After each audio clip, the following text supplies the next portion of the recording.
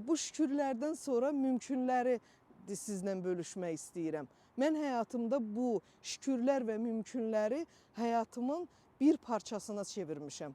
Və hər gün duranda mən bunları təkrar edirəm. Hər gün təkrar eləmək lazımdır. Bir dənə də nüansı sizlə bölüşmək istəyirəm. Siz bir dəftər götürə bilərsiniz, qələm götürə bilərsiniz və bu şükürlərinizi yaza bilərsiniz. Və bunları 21 gün ərzində yaza bilərsiniz. Mən sizə karantin verirəm, söz verirəm ki, bu insanlar ki dəyişəndən sonra yazdıqlarını 21 gündən sonra açıb baxarlar və görərlər onu Allah həyata keçirdi. Bir nüansı da sizlə bölüşmək istəyirəm. Mümkünlər haqqında danışmaq istəyirəm. Bizim istədiyimizi biz Allahdan istəyirik və gözləyirik. Gözləyirik ki, mən bunu dedim, niyə olmadı? Amma gözləmək lazım deyil. Mənim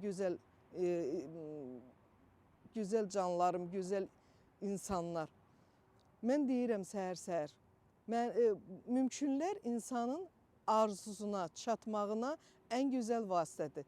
Mən noyabrın 7-sində onu bir vaxt çəkib sizlə paylaşa bilərəm.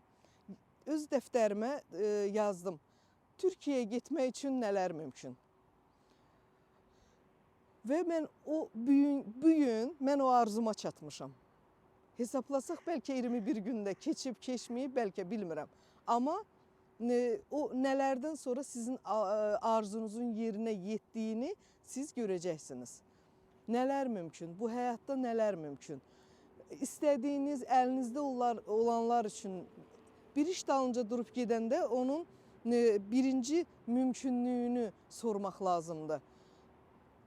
Bu şükürlər olsun, mümkünlər olsun, bunlar üçün sözlükləri, cümlələri, söz birləşmələrini düzgün formada demək lazımdır. Mən deyirəm, mən öz həyatımdan paylaşdığım üçün bunu deyirəm. Mənim övladlarım uzaqda yaşayır.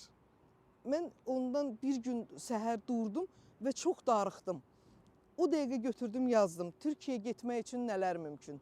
Yasmin Ana ad gününə getmək üçün nələr mümkün? Mənim fikrimcə ki, bu çətinliklə alınır. Tez onu yazıram və onun tez bir zamanda Allahın dərgahında qəbul olduğunu müşahidə eləyirəm, görürəm, şahidi oluram.